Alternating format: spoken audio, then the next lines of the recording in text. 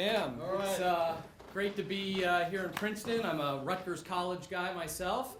I know everyone's heard of it because, of course, Princeton University is known as the Rutgers of South Jersey, right? So I am here to suggest that you are, in fact, your job. A little bit of a counterpoint. So let's raise your hand in the air if you want to make more money, lose a few pounds, come on, let's see it, or you want more sex. That's pretty much everyone. The secret, and it is not snake oil, love your job. People who are dissatisfied at work weigh on average 5 pounds more than those who are satisfied. There are repercussions from being unhappy at work. It spills over into the other areas of our life. It crosses over to those around us. More serious, people who are unhappy at work have a higher risk for heart attacks, and other cardiac events. It's the same elevated risk as if you're a smoker. A bad job, specifically a bad boss, can kill you. Our children are more likely to misbehave. I come home grumpy and stressed from work, and I reject my kids or I punish them a little too quickly. They internalize that, and the next day at school, they withdraw or act out.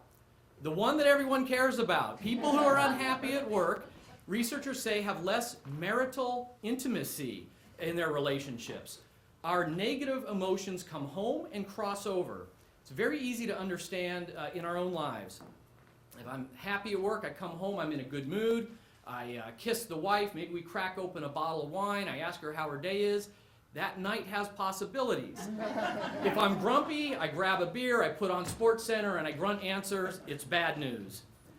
This is a silent epidemic. Right now, only 45% of people in America say they're happy at work. It's at an all-time low. It has nothing to do with the recession. It's at a record low, and it's impacting businesses as well as individuals.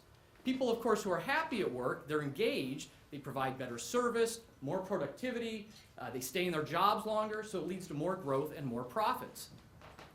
We did a study that looked at publicly traded companies. How did their stock price perform? Companies with engaged workers, they had 5 times the shareholder returns as companies with the least engaged workers. It impacts companies as well. So what's the solution? How do we solve the epidemic? Well, it takes 2.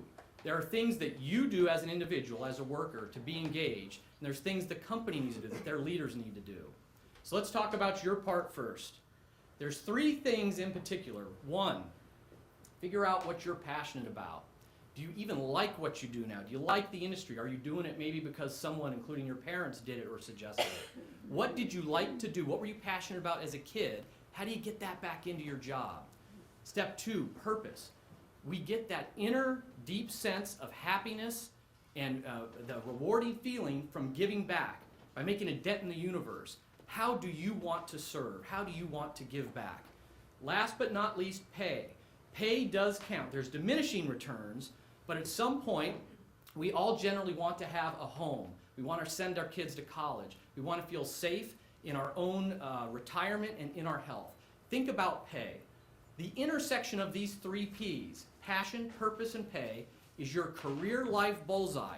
Don't think about career-life balance. It's a blend. It's a career-life bullseye. That's what you need to aim for and hit. Now, what do leaders do in company? What do managers do? Last year, I asked 10 million of my closest friends in 150 countries, what makes you happy and engaged at work? And it came down to 3 things: growth, recognition, and trust.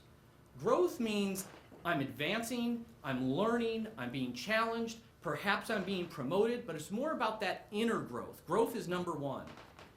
Second key is going to be recognition. Now, this isn't a bonus or the winner's circle or that awards banquet. Those are nice, those help. It's about feeling appreciated. It's about being told thank you. A big predictor of recognition and appreciation is, do your ideas count at work? Last but not least, trust. Trust means 2 things. You trust the leaders in your company. They're honest and they're ethical. It also means you trust the road that they're taking you on. You're confident in the future.